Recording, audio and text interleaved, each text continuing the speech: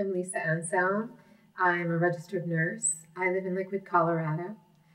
I've been practicing and consulting in integrative healthcare since the 90s, and I recognize that credentialing is probably one of the most efficient ways of verifying somebody's competency in a particular therapy or expertise.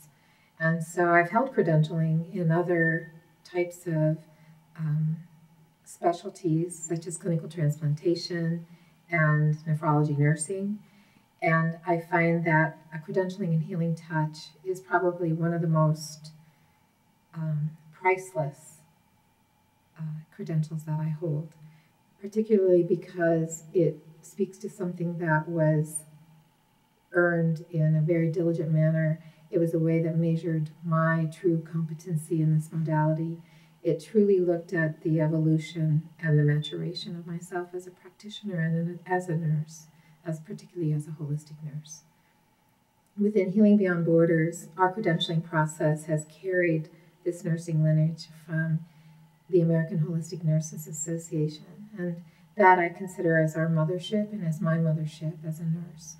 It is a subspecialty of nursing, and Healing Beyond Borders has carried that form of credentialing that was established in the 90s with the American Holistic Nurses Association. And it has, by using a portfolio approach, it has allowed us to truly capture an individual's development and depth of practice and understanding of how to truly be with someone in a compassionate manner, how to truly offer the most deeply present means of being with another, so that it provides a spaciousness for them to have full opportunity to be in their best practice, in their best health, and in their best wholeness. Upon the establishment of Healing Touch International, now Healing Beyond Borders, in 1996, it was so apparent that this was an organization that I wanted to be affiliated and aligned with.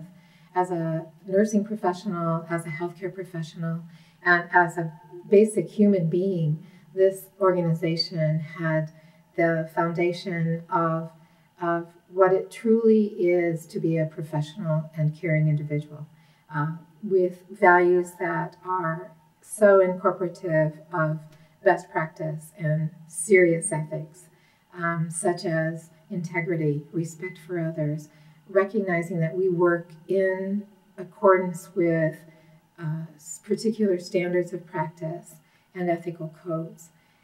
This organization has provided the base that allows us to expand out into the world in a very appropriate and very a professional way that holds the integrity of this work. It is inclusive of all individuals from all professions and all walks of life. It allows for that diversity while still holding to the true core being of this therapy. And we are so in alignment with the American Holistic Nurses Association, and I believe that that is really important, that we stay true to those nursing roots while being very welcoming of others.